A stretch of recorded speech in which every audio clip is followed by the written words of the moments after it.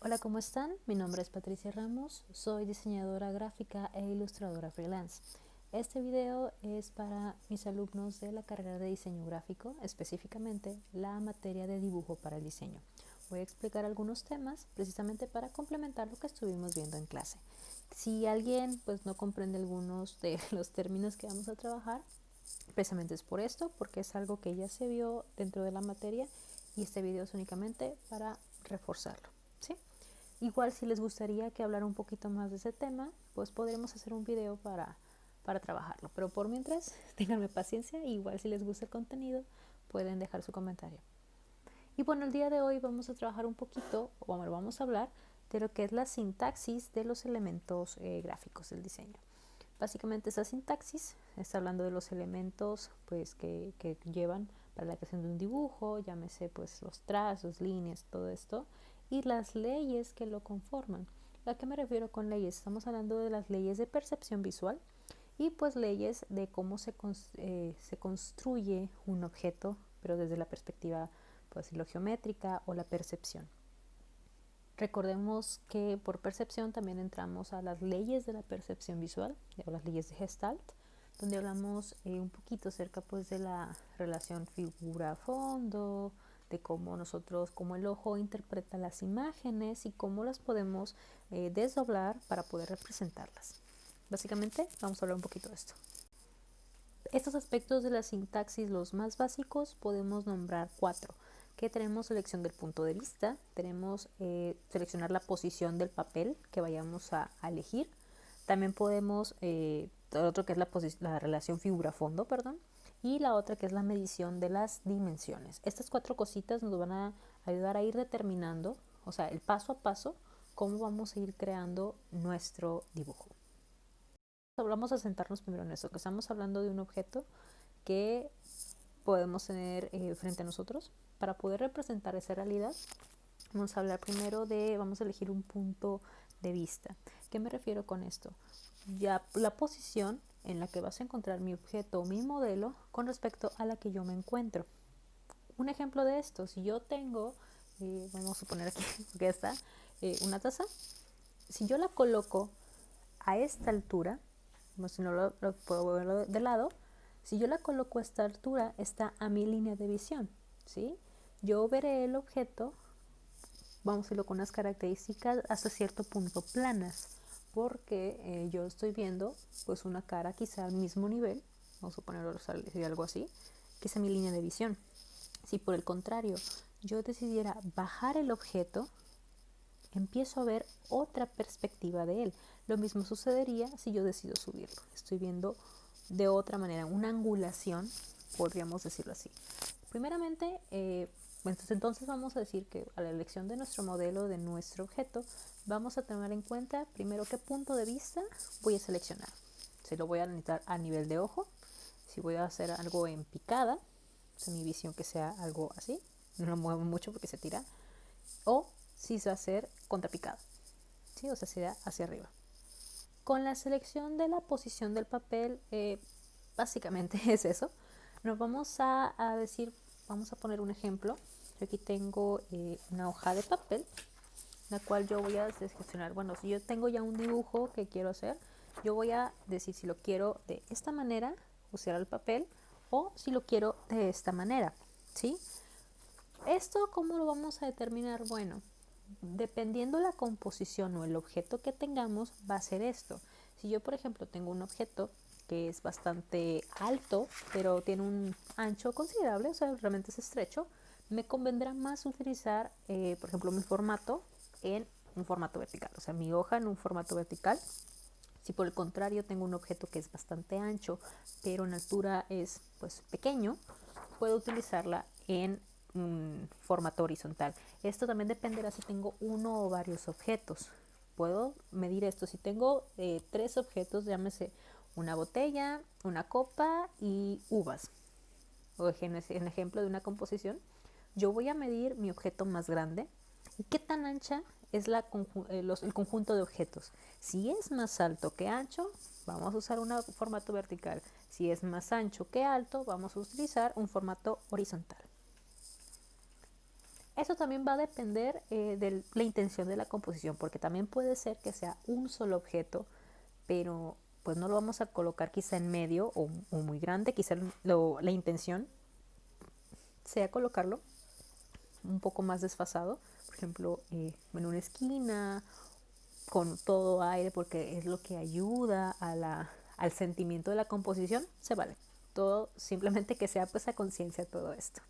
El siguiente aspecto a tomar en cuenta sería la relación figura-fondo. Esto lo vimos un poco con las leyes de Gestalt, que mencionaba de que a veces el fondo ayuda a la interpretación o a la correcta, percepción del objeto que yo tengo enfrente. Ahora, ¿cómo vamos a aplicar esto en la sintaxis para la creación de un dibujo, no? Lo mismo, si yo tengo ahora, vamos a suponer que tengo un objeto muy elaborado o que tiene detalles muy pequeños, voy a cuidar de que mi fondo no me reste importancia a eso.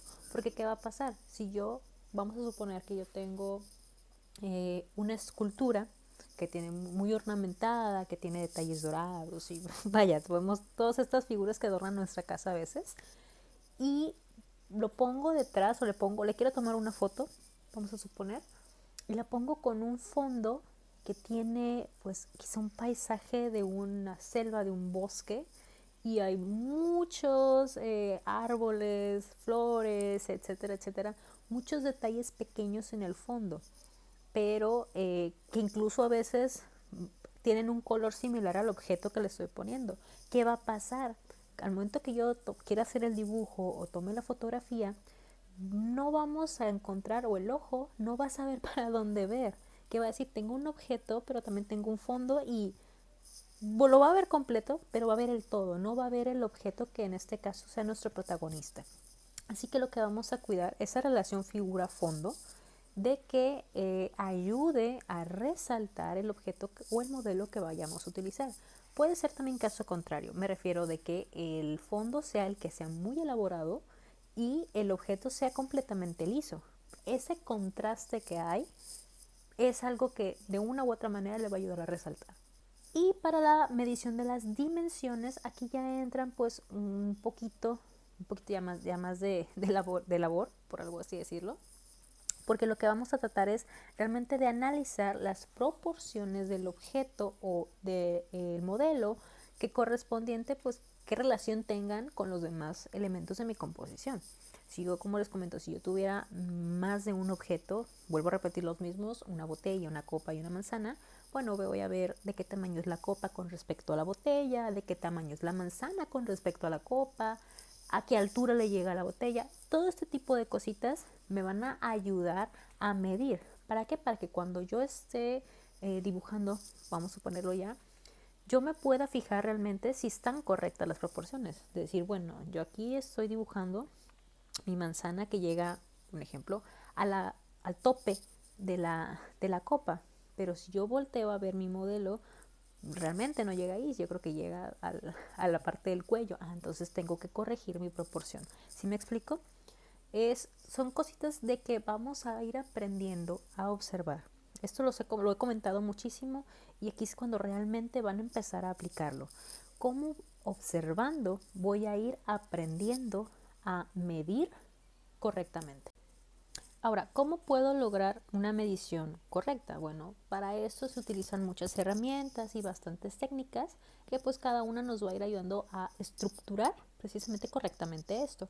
Una muy utilizada y yo creo que la más común y creo que muchos lo hemos visto, no es de cura, es el uso de, por ejemplo, de un lápiz o una pluma para poder hacer las mediciones a ojo. ¿Cómo es esto?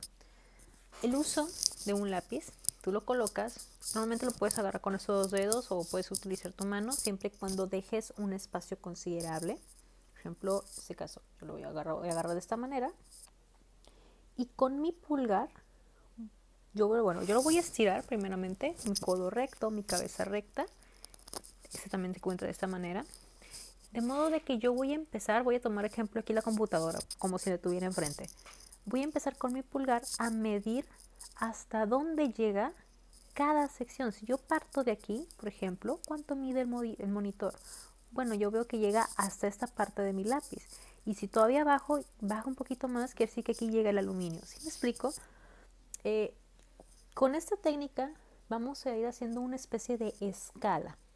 Vamos a ir escalando un objeto en la vida real a cómo yo lo estoy viendo y cómo voy a poder yo plasmar esto en mi dibujo. ¿Cómo voy a hacer esto? Al momento de yo empezar a estirar e ir midiendo, poco a poco, bueno, mido de aquí a aquí, mide tanto, ¿sí? ¿Cuánto quiero que sea la escala? Vamos a suponer, quiero que sea mi dibujo el doble del tamaño de lo que estoy viendo aquí. Bueno, quiere decir que yo voy a colocar, voy a medir, tomar esa medición y 2 veces esa medida, que sí que esa es mi representación. Ahora, ¿cuánto mide de aquí para acá en ancho? Ejemplo, también puedo colocarlo de esta manera y voy a medir, bueno, quiero que me dé ancho, mide un poquito más para acá. Quiere decir que ese ancho, yo lo voy a replicar, como dije que iba a ser 2 veces, voy a duplicarlo y esa es la medida que va a tener. Así con cada uno de los objetos o cada una de las partes que componen el objeto. Esto es para ir viendo la relación que tienen diferentes objetos en una composición. Algunas estrategias que se pueden hacer con esta técnica sería, por ejemplo, primero buscar la medida punto medio, perdón, del objeto. La siguiente podría ser, o sea, el lápiz, utilizarlo como si fuera nada más trazos, como si fuera la media, por algo así decirlo. Decir, bueno, ya aquí me llega esto, yo voy marcando dónde va. O sea, a gran escala puede ser, vamos a decirlo, la silueta del objeto. Voy marcando, voy marcando, voy marcando, voy marcando. Yo sé que a esta línea le llega el otro objeto. Todas esas referencias que nos pueden ayudar a ir colocando correctamente los objetos o las partes de un modelo en un dibujo.